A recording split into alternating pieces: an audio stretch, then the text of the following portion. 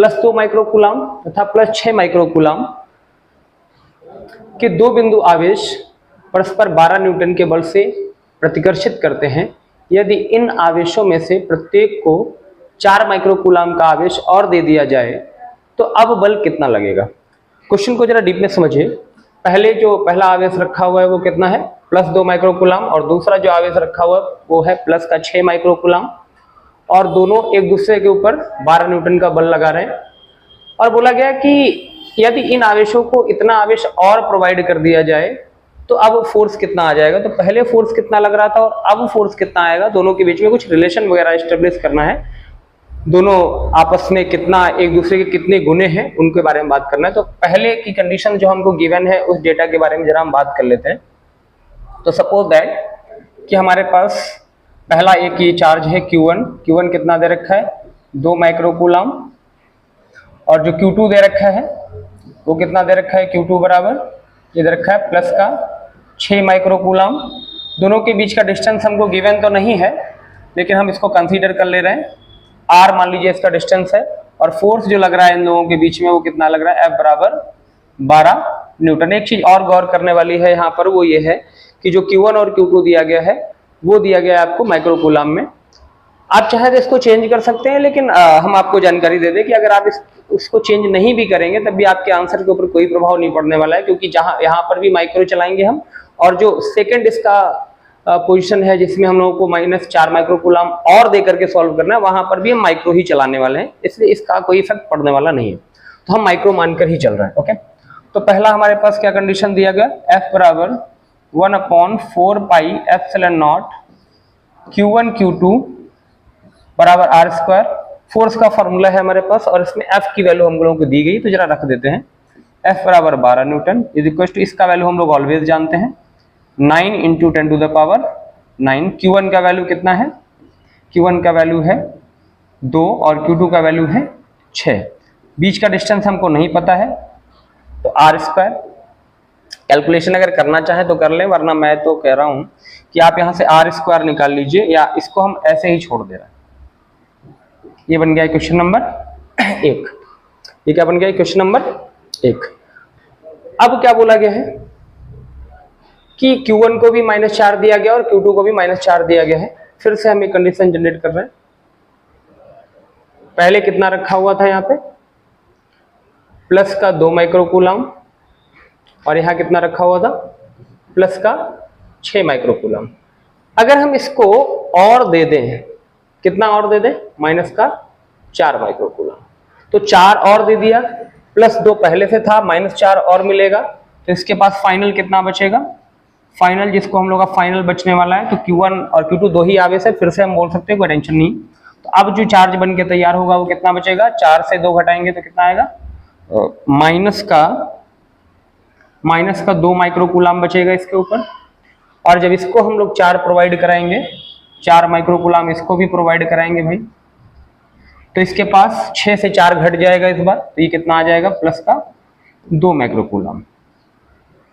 तो पहले था इसके ऊपर +2 माइक्रोकूलम, जो 4 और देने पर -2 माइक्रोकूलम बच गया है, और इसके पास था +6 माइक्रोकूलम। जब आपने -4 और दिया तो इसके पास बचा +2 माइक्रोकूलम। अब आप एक चीज गौर कर रहे होंगे, बीच का डिस्टेंस अभी भी उतना ही रखना है, ठीक है। फिर से फोर्स निकालेंगे हम लोग, तो कितना आएगा ये, F is equal to 1/4 pi ε0 Q1 Q2 R²। Value हमको F की फाइंड आउट ही करनी है। इसका वैल्यू हमें फिर से पता है, 9 × 10⁻9। इस बार Q1 कितना है, 2 है, और इस बार कितना है, ये भी 2 है। प्लस माइनस का हम लोग इस्तेमाल नहीं करते हैं, ये आपको पता है कि प्लस माइनस हमको केवल इस बात की जानकारी देता है कि दोनों के बीच में अट्रैक्शन फोर्स लगेगा या फिर रिपल्शन का फोर्स लगेगा। और बीच का डिस्टेंस अभी भी कितना है, R² है। ये बन गया क्वेश्चन नंबर 2। अब दो बातें हो सकती हैं, या तो आप इक्वेशन नंबर 1 और इक्वेशन नंबर 2 को आपस में डिवाइड कर दीजिए, या फिर आप एक काम ये कर सकते हैं कि यहाँ से R² की वैल्यू निकालिए और यहाँ पे पुट कर दीजिए। तो जो आपको बेहतर लगे वो आप कर लीजिएगा, जो हमको बेहतर लग रहा है वो हम कर ले रहे हैं। तो मेन जो कॉन्सेप्ट था वो ये था कि जब चार्ज आप माइनस का चार्ज इसको देंगे, माइनस का चार्ज इसको देंगे, तब कंडीशन क्या बनने वाली है। तो आप कैलकुलेशन का मैटर है, अगर आपको कैलकुलेशन करना अपने तरीके से पसंद है तो फिर आप अपने तरीके से करिए, हम उसमें कुछ चेंज नहीं करेंगे। तो हम ये कह रहे हैं कि आप इसको डिवाइड करा दीजिए। जब हम इसको डिवाइड कराएंगे, देखिए जरा, तो डिवाइड करा दीजिए भाई। इक्वेशन नंबर 1 या 2 में करिए, ज़्यादा बेहतर रहेगा। तो 2/1 कर दीजिए, मतलब 2 कितना है, f, और बराबर में है इसके 9 इंटू 10⁹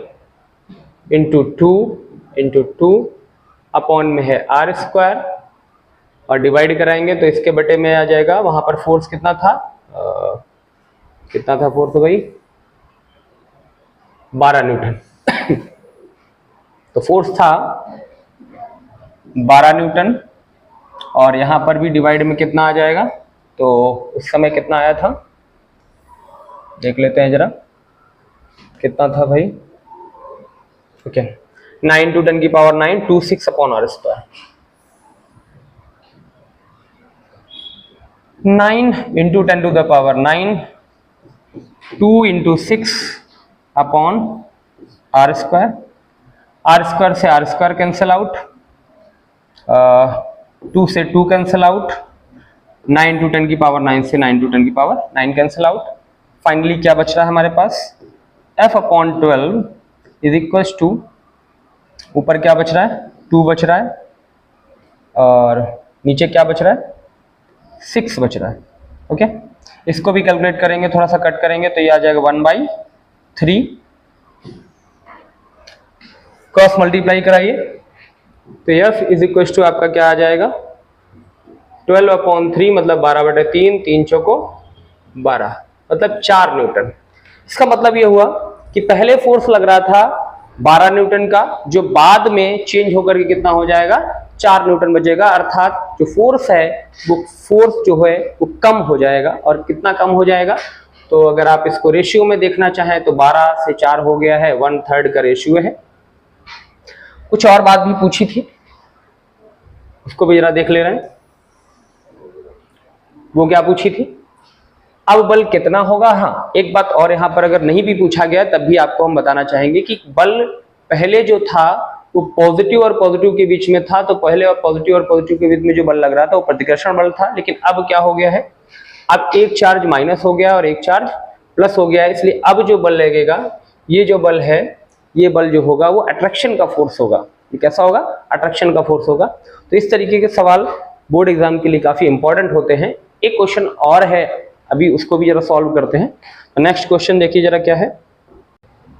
अगला सवाल जो हमसे पूछा गया है वह है, दो ठीक एक जैसी धातु की गोलियां जिन पर विभिन्न परिमाणों के सजातीय आवेश हैं, जब एक दूसरे से 0.5 मीटर की दूरी पर रखी जाती हैं तो 0.108 न्यूटन के बल से प्रतिकर्षित करती हैं। जब उन्हें आपस में स्पर्श कराकर पुनः उतनी ही दूरी पर रखा जाता है तो वे एक दूसरे को 0.144 न्यूटन के बल से प्रतिकर्षित करती हैं। प्रत्येक का प्रारंभिक आवेश ज्ञात कीजिए। इस प्रकार के सवाल बोर्ड के लिए बड़े अच्छे होते हैं, क्योंकि इसमें आप डायरेक्ट फॉर्मूला लगा करके आंसर प्राप्त नहीं कर सकते हैं। कॉन्सेप्ट अगर आपको पता होगा, टच कराने पर क्या चेंजेस आएंगे, वो सारी चीज़ें अगर आपको पता होंगी तो ही आप क्वेश्चन को सॉल्व कर पाएंगे। इसके लिए आपको एक उदाहरण देते हैं कि मान लीजिए गोलों को आपस में टच कराया गया है तो चेंजेस क्या आए होंगे, वो मैं आपको पहले ही बता दे रहा हूं। उदाहरण ये समझिए आप कि दो बॉडीज हैं जिनमें क्या है, एक बहुत ज़्यादा गर्म है और दूसरी बहुत ज़्यादा ठंडी है, और दोनों को आपस में टच कराया गया। ये दोनों को आपस में आप टच कराते हैं तो थोड़ी देर रखे रहने के बाद ये देखते हैं कि लगभग दोनों का टेम्परेचर जो है वो सेम हो जाता है। मतलब क्या होगा कि पहले जिसका टेम्परेचर ज़्यादा है उससे ऊष्मा निकलेगी और कम टेम्परेचर वाले में ऊष्मा जाएगी। मतलब ऊष्मा का क्या हो रहा है, आदान प्रदान हो रहा है। उसी प्रकार से यहाँ पर भी किसका आदान प्रदान होने लगेगा, यहाँ पर जो आदान प्रदान होगा वो आवेश का आदान प्रदान होगा। मतलब ज़्यादा आवेश वाली वस्तु से आवेश निकलेगा और कम जो आवेश वाली वस्तु उसमें जाएगा। लेकिन कितना जाएगा ये डिसाइड होगा इस बात से कि गोलियों का साइज कैसा है। गोलियों का साइज अगर एक जैसा है तो अंत में दोनों का जो आवेश है वो बराबर हो जाएगा। ऐसा इसलिए होने वाला है क्योंकि दोनों की जो कैपेसिटी है, आवेश को धारण करने की जो क्षमता है, वो बराबर रहने वाली है। तो दोनों अपने ऊपर बराबर ही आवेश रखेंगे। जितना जिसके पास ज़्यादा होगा उससे निकलेगा और कम वाले में जाएगा। जब तक कब तक जाता रहेगा? जब तक दोनों के ऊपर चार्ज बराबर नहीं हो जाएगा।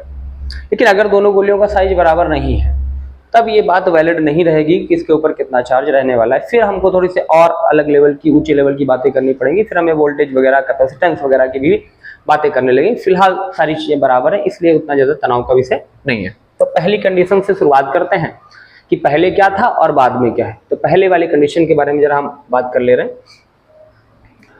तो मान लीजिए हमारे पास पहला गोला था और ये कोई दूसरा गोला है।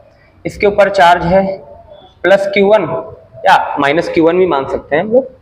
इसके ऊपर मान ले रहे हैं प्लस का Q2। बीच का डिस्टेंस कितना है? R इज इक्वल टू है 0.5 मीटर। और सॉल्व करेंगे जरा इसको। फोर्स भी दिया गया है, तो फोर्स कितना गिवन है? 0.108। ओके, जीरो लगाने का कोई मतलब नहीं है, लगा भी लीजिए, अच्छी बात है। फोर्स निकालेंगे कितना आएगा? F is equal to 1/4 pi epsilon not Q1 Q2 upon R square. Value रखेंगे तो आ जाएगा 0.108 इज इक्वल टू, इसका वैल्यू कितना आएगा? 9 × 10⁹ 9। Q1 हमें नहीं पता है, Q2 हमें नहीं पता है। R की वैल्यू कितनी है? 0.5, दो बार लिख दे रहे हैं 0.5। ओके, यहाँ से Q1 × Q2 निकालिए जरा, तो कितना आएगा? Q1 × Q2 बराबर आ जाएगा 0.108 × 0.5 × 0.5 अपॉन 9 × 10⁹ 9। इसको कैलकुलेट करेंगे जरा। यहाँ से दशमलव हटाइए, यहाँ से भी हटाइए, यहाँ से भी हटाइए। 3 और 2 5 जीरो नीचे बढ़ा लीजिए। 1 2 3 4 और 5। और सॉल्व करिए थोड़ा सा। 9 से इसको काट भी दीजिए, 12 आ जाएगा। और 12 का गुणा 25 में कराएंगे तो 25 दूनी 50 का 0, 25 से कम 25 और 5 30, मतलब 300। 300 आया ऊपर और नीचे से 1 2 3 4 5 ये है और 9 ये, तो कितना होगा? 9 5 14, 14 ऊपर जाएगा तो कितना हो गया? माइनस का 14। यहाँ पर आपका Q1 Q2 निकल के आ रहा है, 2 जीरो और कम कर दीजिए, तो 3 × 10⁻⁻12। Okay, coulomb square. जो Q1 और Q2 का वैल्यू निकल के आया, Q1 × Q2 का वैल्यू जो निकल के आया वो निकल के आया 3 × 10⁻12 कूलाम स्क्वायर। ये पहली कंडीशन है। इससे हमको Q1 × Q2 प्राप्त हुआ, जबकि हमको निकालना क्या है? Q1 अलग निकालना है और Q2 अलग निकालना है। सेकेंड कंडीशन के बारे में जरा बात करते हैं। सेकेंड कंडीशन में क्या बताया कि दोनों को आपस में टच कराया, फिर उतनी ही दूरी पर रख दिया। कितनी दूरी पर? R बराबर 0.5 मीटर की दूरी पर। फोर्स कितना लगने लगा? 0.144 न्यूटन का। हमने आपको पहले ही बता दिया कि जब आप टच करा के फिर से उतनी ही दूरी पर रखेंगे तो आवेश उस समय बराबर हो चुके होंगे, आवेश का आदान प्रदान हो चुका होगा। और कितना हो जाएगा दोनों के ऊपर? दोनों के ऊपर इक्वल आवेश हो जाएगा। कितना इक्वल? Q1 plus Q2/2। यहाँ पर भी Q1 प्लस Q2/2। अब ये कैसे आया? इसको आप ऐसे समझिए कि जैसे आपके पास 50 रुपए हैं, आपके दोस्त के पास 100 रुपए पड़े हुए हैं और आप चाहते हैं कि दोनों के पास पैसे बराबर हो जाएं, तो दोनों को पहले इकट्ठा कीजिए। 50 उसके, 100 आपके, हो गए 150। 150 को आधा आधा बांट लीजिए, दो लोगों में बंटवारा हो जाएगा। तो 150/2, 150/2 मतलब 75 और 75। लेकिन यहाँ पर हमें जानकारी नहीं है अभी Q1 कितना है, Q2 कितना है, इसलिए हमें जानकारी नहीं है, तो हमें ये लिखना पड़ेगा। ओके, अब फिर से फोर्स निकालेंगे। तो फोर्स के लिए वही से फिर से फॉर्मूला एक बार लिख दे रहे हैं हम लोग। F is equal to 1/4 pi epsilon not Q1 Q2 upon R square. Value रखिए, F का वैल्यू इस बार कितना है? 144 और इसका वैल्यू है 9 इंटू 10⁻9। Q1 का वैल्यू इस बार क्या है, Q1 प्लस Q2/2 और इंटू Q1 प्लस Q2/2, इसका भी होल स्क्वायर लगेगा। इसका होल स्क्वायर क्यों लगेगा, क्योंकि 2 बार लिख दिया हमने तो होल स्क्वायर लगाने की कोई जरूरत नहीं है। तो ये आ जाएगा R की वैल्यू फिर से 0.5 इंटू 0.5। ओके, यहाँ से हम लोग क्या निकाल सकते हैं, Q1 प्लस Q2 का वैल्यू निकाल सकते हैं। तो कैलकुलेशन फिर से कीजिए जरा, सबको इधर उठा के फेंकिए जरा। तो आ जाएगा 0.144 इंटू 0.5 इंटू 0.5, ये सब आएगा नीचे की तरफ। ओके, तो ये आ गया 9 इंटू 10⁻9। यहाँ पर क्या बचेगा, ये बचेगा Q1 प्लस Q2 का होल स्क्वायर और बटे में 2 दूनी 4। ओके,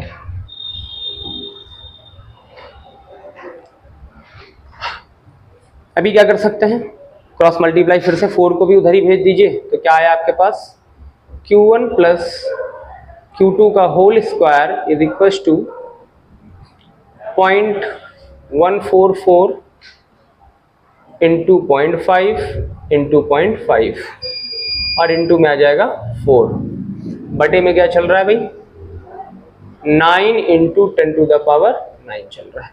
दशमलव यहाँ से हटा लो सब, नीचे फिर से 5 जीरो आ जाएंगे, 4 और 5। ओके, Q1 प्लस Q2 का whole square is equal to आ गया आपके पास 144 इंटू 5 इंटू 5 इंटू 4 बटे 9 गुणा ये 9 और 5 6 हो गया 14। ठीक है, Q1 प्लस Q2, यहाँ से स्क्वायर हटाएंगे तो उधर रूट लगेगा, एक बार लिख दे रहे हैं, 144 इंटू 5 इंटू 5 इंटू 4 बटे 9 गुणा 10 की घातें 14।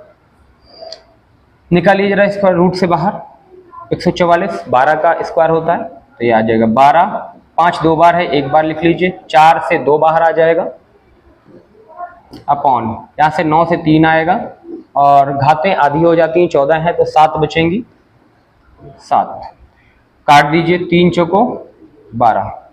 तो ये आपके पास आ रहा है Q1 प्लस Q2 बराबर 4 पंचे 20 दूनी 40 गुणा, घाते ऊपर जाएंगे तो 10⁻⁻7। Q1 plus Q2 is equal to आ गया, एक घात और कम कर दीजिए तो 4 गुणा 10 की घातें 6 माइनस की 6, क्या गुलाम। ओके, तो Q1 प्लस Q2 आपके पास आ गया, Q1 इंटू Q2 आपके पास आ गया। अब आपके पास 2 तरीके हैं, एक तो रैंडम मेथड है जिसको आप तुक्का लगा के निकाल सकते हैं कि भाई 2 चीजें आपको पता है कि एक गुणा पता है आपको और एक उसका योग पता है, तो आप थोड़ा सा अंदाजा लगाएंगे कि भाई कितना होना चाहिए दोनों में। तो एक तो वो तरीका है, लिख दे रहे हैं हम एक बार, Q1 इंटू Q2 कितना दिया है, ये शायद है, कितना आया था,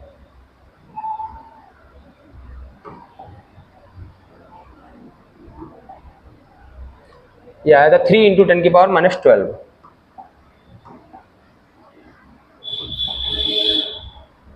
3 इंटू 10⁻⁻12 कूलाम स्क्वायर, और दूसरा है Q1 प्लस Q2 बराबर ये है आपका 4 इंटू 10⁻6। जो ये 10⁻12 और 10⁻6 है, इसको थोड़ी देर के लिए आप अगर नेग्लिजेंट मान ले कि ये नहीं है, तो ये लिखा हुआ है 3 और ये लिखा हुआ है 4। ठीक है, इसमें 6 क्यों आया है, माइनस लगाइए भाई, 6 क्यों आया, क्योंकि ये जुड़ रहे हैं और इसमें मल्टीप्लाई हुआ तो 6 इसमें भी रहा होगा, 6 इसमें भी रहा होगा, तो 6 6 माइनस 12 तो हो ही गई होंगी। अब आप इसमें जरा अंदाजा लगाइए कि क्या होना चाहिए, गुणा कराने पे आना चाहिए 3 और जोड़ने पे आना चाहिए 4। गुणा कराने पे कितना आना चाहिए 3 और जोड़ने पे कितना आना चाहिए 4। ऐसे खंड करने हैं आपको कि जोड़ो तो 4 आ जाए, गुणा कराओ तो 3 आ जाए। तो क्या ये बात सही नहीं है? एक हम लोग 1 ले लें और दूसरा 3 ले लें। 1 और 3 का जब मल्टीप्लाई कराएंगे तो 3 आ जाएगा। 1 और 3 को जब जोड़ेंगे तो 4 आ जाएगा। अरे आ जाएगा कि नहीं आ जाएगा? आ जाएगा।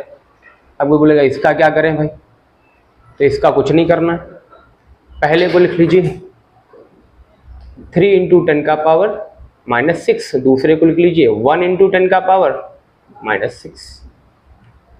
ये दोनों आपके आंसर हो जाएंगे।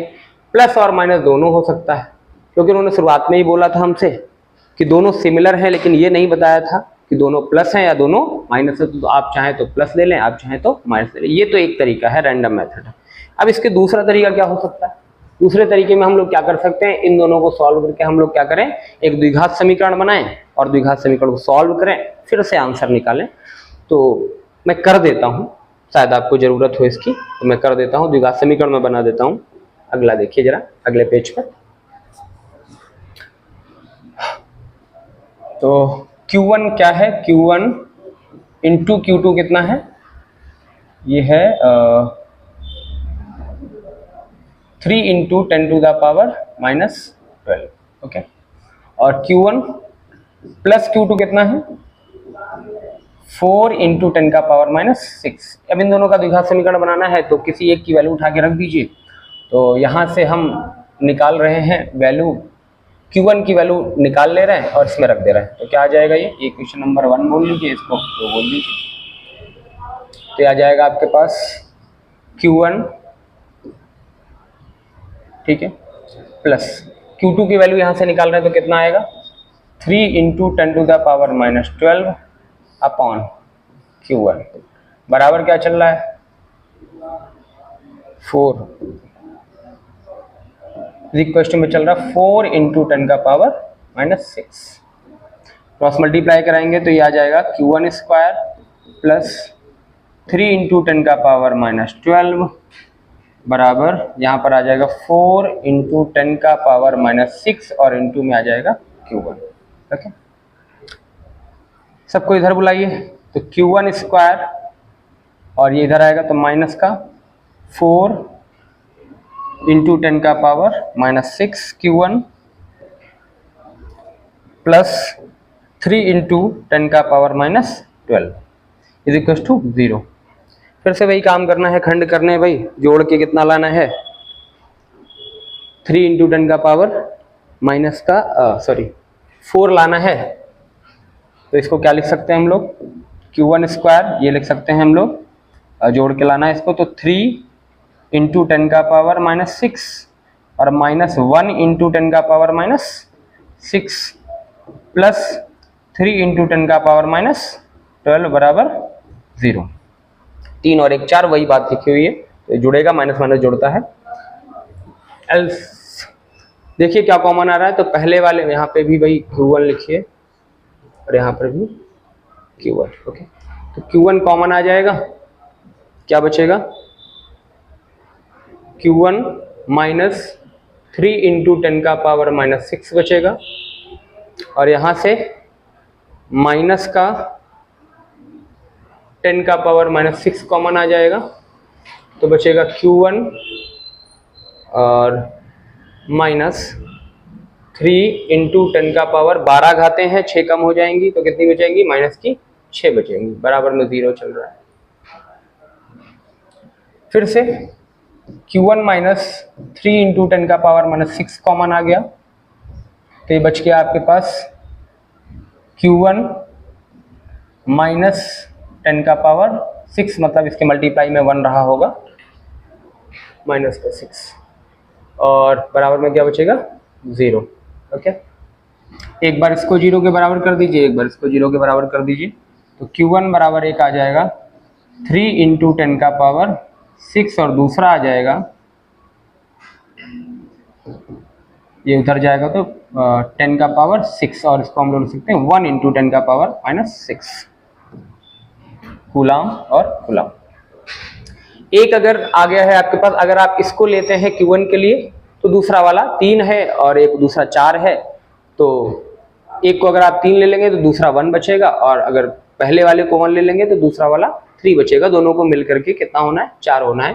तो आप इसको अगर 3 लेते हैं तो यहाँ पे Q2 की वैल्यू कितनी आ जाएगी, 1 × 10⁻⁻6 आ जाएगा। अगर इस वाले को आप Q1 में शामिल करते हैं तो यहाँ पर Q2 की वैल्यू कितनी आ जाएगी, 3 × 10⁻6 आ जाएगा। ठीक है, कूलाम और कूलाम। तो आज के लिए इतना ही काफ़ी है, बाकी फिर कभी।